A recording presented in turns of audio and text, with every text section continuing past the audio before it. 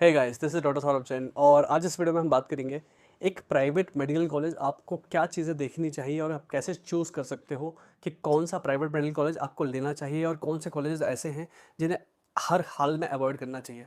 तो देखिए, अगर आपने फाइनली डिसाइड कर लिया है कि इस बार आपकी रैंक पीछे है और अल्टीमेटली आप चूज़ कर रहे हो कि अब आपको कहीं ना कहीं प्राइवेट में एडमिशन लेना है, तो जो सबसे बड़ा फैक्टर होता है वो होता है फ़ीस। आप अपने बजट के हिसाब से, अपनी फ़ीस के हिसाब से ही डिसाइड कर सकते हो कि अल्टीमेटली आप कौन सा कॉलेज आप चूज़ करोगे। तो जो भी ऑप्शंस आपके पास हों, अगर आपके पास ऑप्शन ज़्यादा हैं ही नहीं, तो फिर तो जो कॉलेज मिल रहा है वही ठीक है। लेकिन अगर आपके पास ऑप्शंस हैं और आपको पता है कि 5-7 कॉलेजेस हैं जिनके बीच में से आपको चूज़ करना है और डिसीज़न अगर आप ही ले रहे हो, अगर आपने कोई काउंसलर हायर नहीं किया है और आपको ही डिसाइड करना है, या फिर से फॉर एग्जांपल मान लीजिए आपने कोई काउंसलर हायर किया भी है, लेकिन आप तब भी समझना चाहते हो कि बेस्ट ऑप्शन क्या होगा, तो कुछ चीज़ें हैं जो आपको देखनी है। फर्स्ट ऑफ ऑल, सबसे पहली चीज़ तो इंपॉर्टेंट चीज़ तो है फ़ीस। फ़ीस तो आपका सबसे बड़ा डिसाइडिंग फैक्टर होगा और आपको अपना बजट देख के ही चलना पड़ेगा, क्योंकि कॉलेज की फ़ीस में बहुत वेरिएशन है। कुछ स्टेट्स में फ़ीस कम है, कुछ स्टेट्स में ज़्यादा है, ठीक है? तो सबसे इंपॉर्टेंट फैक्टर और सबसे बड़ा फैक्टर तो हो गया फ़ीस। उसके बाद आपको क्या देखना है? तो देखो, सबसे इम्पॉर्टेंट काम जो आप कर सकते हो वो ये है कि वहाँ के बच्चों से बात करो। अल्टीमेटली जो भी 5-6 कॉलेजेस आपने डिसाइड किए हैं कि इनमें से कोई एक कॉलेज आपको मिलेगा, अगर वहाँ पर ऑलरेडी एमबीबीएस का बैच चल रहा है तो एक बार उस कॉलेज को विजिट ज़रूर करना। डेफिनेटली विजिट करना, जिस कॉलेज की मिलने की आपको प्रोबेबिलिटी है उस कॉलेज को विजिट ज़रूर करना। और वहाँ जाकर के वहाँ के बच्चों से जब आप बात करोगे तो आपको वहाँ का ओवरऑल माहौल जो होगा वो तुरंत समझ में आ जाएगा। जब आप 4-5 कॉलेजेस विजिट करोगे तो आपको अपने आप उन कॉलेजेस के बीच में डिफरेंस समझ में आना शुरू हो जाएगा। तो सबसे पहला तो वहाँ जाकर के आप उनके बच्चों से बात करिए, उससे आपको वहाँ का माहौल समझ में आएगा। वहाँ से आप वहाँ पे आपको ये समझ में आएगा कि ओवरऑल वहाँ का जो मैनेजमेंट है कैसा है, उस कॉलेज में साफ़ सफाई कितनी है, क्या रिसोर्सेज अवेलेबल हैं, ग्राउंड रियलिटी क्या है, और वहाँ पर कितने टीचर्स अवेलेबल हैं, क्लासेस कितना लगती हैं, अटेंडेंस के लिए वो कितना स्ट्रिक्ट हैं, और क्या वो ऐसा तो नहीं है कि आप लोगों को या बच्चों को एक्स्ट्रा परेशान करके कुछ एक्स्ट्रा फीस वसूलते हैं कॉलेज वाले, क्योंकि कॉलेज कॉलेज वालों की आदत में होता है। कई जगह पर ये चीज़ बहुत ज़्यादा होती है, कई जगह पर नेग्लिजिबल होती है या नहीं होती। तो हमें ऐसे कॉलेज में जाना है जहाँ का मैनेजमेंट अच्छा हो, जो बच्चों के लिए फेवरेबल हो, और ऐसा मैनेजमेंट जो आपकी बात न सिर्फ सुनता हो, आपकी बात समझता भी हो, और थोड़ा सा वहाँ का एनवायरनमेंट आपके हिसाब से फ्रेंडली हो। तो आप जब कॉलेज विज़िट करेंगे तो बहुत सारी चीज़ें आपको ये समझ में आएँगी। अगर मान लीजिए ये चीज़ भी नहीं हो पा रही है, या आप कॉलेज विज़िट करने के बाद जो और एक्स्ट्रा चीज़ें आपको पूछनी है, सबसे पहले जब आप फर्स्ट ईयर एमबीबीएस में जाते हो तो सबसे टफ सब्जेक्ट होता है वो होता है एनाटॉमी। एनाटॉमी में आपको डिसेक्शन करना पड़ता है ह्यूमन बॉडी का, और उसमें बहुत सारी चीज़ें होती हैं जो आपको पढ़नी पड़ती हैं। एनाटॉमी में सबसे इंपॉर्टेंट चीज़ जो होती है फर्स्ट ईयर में, वो होती है जो कैडेवर होता है जिस पर आप डिसेक्शन करते हो। कॉलेजेस में क्या होता है, जब बैच साइज़ बहुत ज़्यादा हो जाता है, नंबर ऑफ़ कैडेवर्स कम होते हैं, आपको वहाँ पर ये पूछना है कि फर्स्ट ईयर में जो बैच है, हर बैच के हिसाब से कितने नंबर ऑफ़ कैडेवर्स अवेलेबल हैं एनाटॉमी लैब में। एक कैडेवर पर अगर 20 से ज़्यादा बच्चे हो रहे हैं, इसका मतलब है कि वो कॉलेज अच्छा नहीं है। आपके पास कैडेवर्स नंबर सफिशिएंट होने चाहिए, तभी आप प्रॉपर फर्स्ट ईयर में पढ़ाई कर पाओगे एनाटॉमी की। सो अगर एक कैडेवर पर बहुत सारे बच्चे हो रहे हैं, मतलब वो कॉलेज की हालत अच्छी नहीं है। अगर नंबर ऑफ़ कैडेवर्स खूब सारे सफिशिएंट अवेलेबल हैं, एक कैडेवर में 20 या 20 से कम बच्चे हैं, इसका मतलब डेफिनेटली वहाँ पर नंबर ऑफ़ टीचर्स भी ज़्यादा होंगे और वहाँ पर पढ़ाई अच्छी होगी। तो फर्स्ट ईयर में तो आपको ये एक चीज़ आप देख लोगे तो उससे आपको मोटा-मोटा समझ में आ जाएगा कि कॉलेज की ओवरऑल कंडीशन कैसी है। फिर number of students in a batch. अगर हमारे टाइम पर जैसे होता था कि नंबर ऑफ़ जो स्टूडेंट्स होते थे एक बैच में 150 से ज़्यादा नहीं होते थे, और 150 का बैच भी बहुत बड़ा होता है।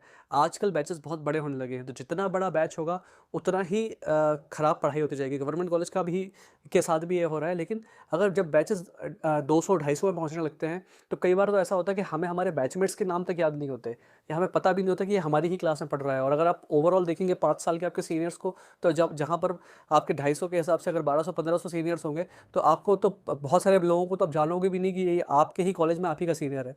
सो जो बैच साइज़ होती है वो बहुत इंपॉर्टेंट होता है। अगर बैच बहुत बड़ा होगा तो that is something that I am not in very much favour of. फिर लोग देखते हैं कि नंबर ऑफ़ बेड्स कितने हैं हॉस्पिटल में। एक्चुअली नंबर ऑफ़ बेड्स से कोई फ़र्क नहीं पड़ता प्राइवेट मेडिकल कॉलेज में, क्योंकि नंबर ऑफ़ उनके पास बेड के नंबर कितने भी हों, मैक्सिमम टाइम बेड्स खाली पड़े रहते हैं। तो कई अस्पताल हैं जिनकी हालत बहुत ही ख़राब होती है, कुछ की हालत बहुत अच्छी है। तो आपको क्या करना है, आपको वहाँ पर उस हॉस्पिटल की ओपीडी को विज़िट करना है। एक दिन में जाइए और आप वहाँ देखिए कि दिन भर में कितने पेशेंट दिख रहे हैं, भीड़ कितनी है।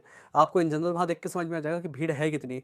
और अगर आप उस कॉलेज के अंदर जा ही रहे हैं तो वहाँ के वार्ड्स को भी देख के आइए। वार्ड्स में आप सर्जरी देखिए, मेडिसिन देखिए, पीडियाट्रिक्स देखिए। ये 2-3 जो बड़े-बड़े डिपार्टमेंट होते हैं कॉलेज के, उनको आप देखिए कि वहाँ पर नंबर ऑफ़ पेशेंट्स कितने आपको बेड पे लेटे हुए मिल रहे हैं। कहीं ऐसा तो नहीं कि वार्ड्स तो बहुत सारे उन्होंने बना रखे हैं, लेकिन नंबर ऑफ़ बेड्स जो हैं, मैक्सिमम बेड्स खाली पड़े हुए हैं।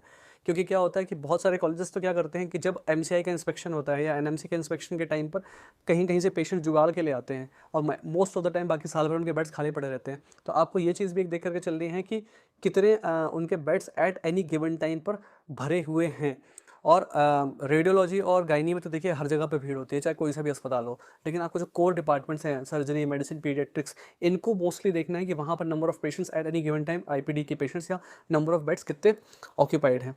अब देखिए एक चीज़ और आपको देखनी है कि उस कॉलेज में क्या पीजी ऑलरेडी रनिंग है, क्या वहाँ पर पीजी कोर्स भी होता है, क्योंकि जहाँ पर एमडी करवाई जा रही है जिस हॉस्पिटल में, वहाँ पर डेफिनेटली नंबर ऑफ डॉक्टर्स ज़्यादा होंगे और वहाँ की पढ़ाई ज़्यादा बेटर होगी।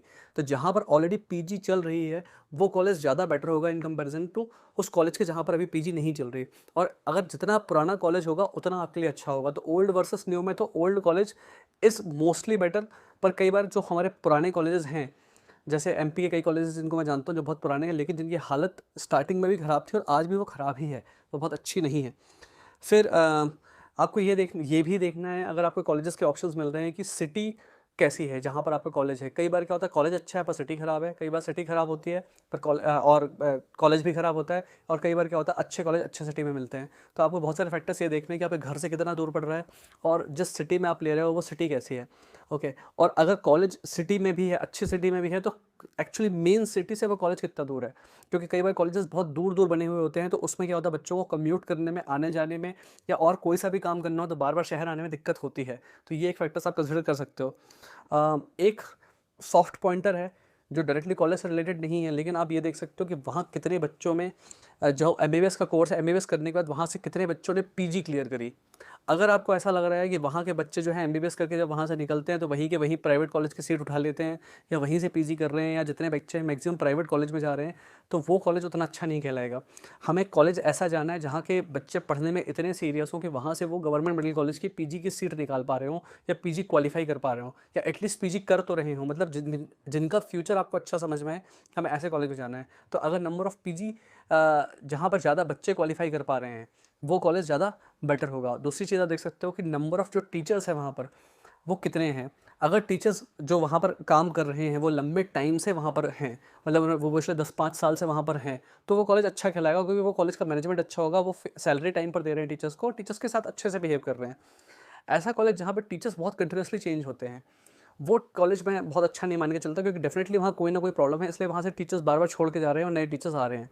तो अगर आपको वहाँ पर ऐसे टीचर्स मिल रहे हैं जो बहुत लंबे टाइम से वहाँ काम कर रहे हैं, मतलब वो इंटरनली प्रमोट करते हैं टीचर्स को, और वहाँ पर ओवरऑल कल्चर अच्छा होगा। जहाँ पर ऐसा नहीं है वहाँ पे यूजली कुछ ना कुछ कॉलेज के साथ प्रॉब्लम है। और अगर आपको जो उस कॉलेज के अंदर टीचर्स दिख रहे हैं वो ऐसे टीचर्स हैं जो उस शहर के बड़े प्रोमिनेंट फिजिशियंस भी हैं, मतलब जिनकी प्राइवेट प्रैक्टिस बहुत अच्छी चल रही है, वो कॉलेज मैं बहुत अच्छा नहीं मानता। क्योंकि यूजुअली क्या होता है कि जिनकी प्राइवेट प्रैक्टिस बहुत अच्छी चल रही होती है वो किसी कॉलेज से एसोसिएटेड तो होते हैं, लेकिन वो आते हैं, अटेंडेंस लगाते हैं, क्लासेस नहीं लेते और फिर वापस से अपनी प्राइवेट प्रैक्टिस में चले जाते हैं। तो यूजुअली ऐसे टीचर्स अगर हैं आपके उस कॉलेज में जिनकी प्राइवेट प्रैक्टिस भी बहुत अच्छी है, तो वो आपके लिए अच्छा नहीं है।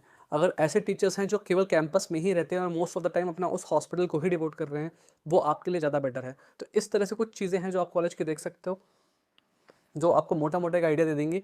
बट अगर आप ये सब भी ना करना चाहो तो देखो, एक काउंसलर हायर करो, और सबसे बेटर चीज़ है कि आप ऑनलाइन भी उस कॉलेज की रेपुटेशन देख सकते हो, उस कॉलेज के बच्चों से बात कर सकते हो, या ओवरऑल जो हमारे वेल एस्टेब्लिश्ड नेम है हमारे देश के, जो कॉलेजेस पहले से चलते आ रहे हैं काफ़ी लंबे सालों से, दसों सालों से, जिनकी रेपुटेशन ऑलरेडी बहुत अच्छी है, वो कॉलेजेस यूजुअली अच्छे हैं। और जो नए कॉलेज हैं और जो नए कॉलेजेस खुले हैं जिनको अभी, जिनकी रेपुटेशन अभी आपको, जिनके बारे में आपको ज़्यादा पता नहीं है, उन कॉलेज के साथ हो सकता है कुछ ना कुछ प्रॉब्लम हो।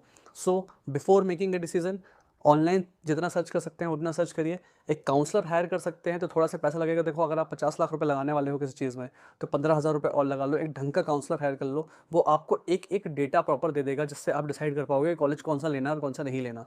तो अगर आप एक काउंसलर ले सकते हो, काउंसलर लो। जितने ज़्यादा लोगों से मिल सकते हो और बात कर सकते हो उतने लोगों से बात करो। उस कॉलेज के लोगों का फेसबुक या कहीं से आपको अगर कॉन्टैक्ट मिल सकता है तो उनसे कॉन्टैक्ट निकालो, उनसे बात करो। थोड़ा सा कुछ सीनियर डॉक्टर्स से उस शहर की बात करो। आपको बेसिकली आइडिया लग जाएगा कि जिस कॉलेज में आप जाने वाले हो वहाँ पर आपको क्या चीज़ें आप एक्सपेक्ट कर सकते हो। But again I am saying, college की रैंकिंग और कॉलेज से बहुत ज़्यादा मायने नहीं, फ़र्क नहीं पड़ता। अल्टीमेटली आप कितनी मेहनत करते हो यही बात डिसाइड करती है, क्योंकि आज के टाइम पर ऐसा ज़रूरी नहीं है कि अगर गवर्नमेंट मेडिकल कॉलेज मिला है तो वो कॉलेज बहुत अच्छा होगा, या प्राइवेट मेडिकल कॉलेज मिला है तो कॉलेज ख़राब होगा। It all depends on you. Game पूरा चेंज हो चुका है, मेडिकल फील्ड कंप्लीटली चेंज हो चुकी है, क्योंकि अब सब कुछ ऑनलाइन हो रहा है। So it all depends on you. So work hard, keep working hard.